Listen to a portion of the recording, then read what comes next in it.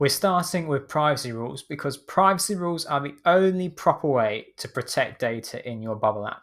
So where do we find them? We go into, and this is just a blank app, and this is the app I'm going to be using for all the rest of the videos in this series.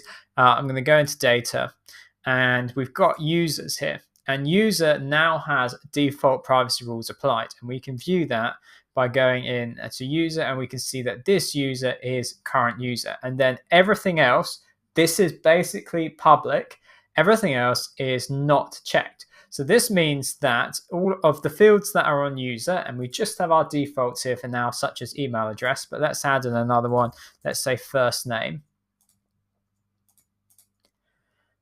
And go back. Okay, all fields are accessible to current user if they are this user. So that means that when I am logged in, I could view my email address and I could view my first name, but I wouldn't be able to view other users' first names. Now, if I have view all fields, this is terrible. Absolutely should not be done for user, because I can't think of a single app where you'd actually want your users' email addresses to be public. Even if you had something like first names checked, this would mean that even if you didn't print the first names on your page anywhere, say you had a repeating group of users, you're having a list of users, and it was empty, there was no text in there, without the privacy rules in place, the data should not be considered safe. It should not be considered protected. So you might have an app where everyone should be able to view the first name, for example, or something similar could be, let's take Twitter or X, which is not the first name, but it's the username. So if you had a username field and you wanted that to be publicly accessible, just as it is with Twitter/X, then you would need to have that as everyone else, meaning that it is public. For most apps, like 90% of the apps that I work with and that I help people with, you're wanting to, you should really be starting from a point of restriction and then gradually opening it up when and only when it is essential. Let's do another example of privacy rules. So let's have, what should we have? We'll have tasks.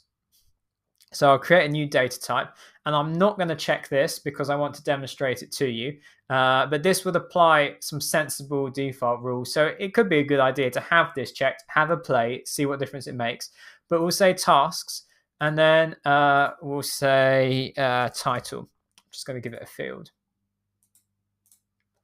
So at the moment, if you were to do a search for in a repeating group and say tasks, then I would see any tasks that I create, but I'd also see all the other tasks created throughout the app. And it should also be considered, because there is no privacy rule stopping that data from leaving the Bubble server and arriving in the user's browser. If they have the right technical skills, if they open up the dev tools, they could conceivably extract all of the data that is within tasks. So in order to protect tasks, I'll set one up. You can name them anything you like. I think a great basic point for starting is user. We don't want the tasks to be public at all. So everything is unchecked here. And then we say something like, this task's creator is current user. Okay, bam. Right there, we've locked it down so that if I create it, I can see it. But if someone else created it, I can't see what they have created. And for a lot of apps, that is all that you need. It does get more complicated if you have like teams or organizations. So you might say, I want some tasks to only be accessible to the person who created them, but I want some tasks to be accessible to everyone in the team. Now that is possible in Bubble, but it's beyond the scope of covering in this Essentials course. So there you go. That is privacy rules. If you've got any questions, please leave a comment down below, and we're going to dive right into the next part of Bubble security. See you in the next video.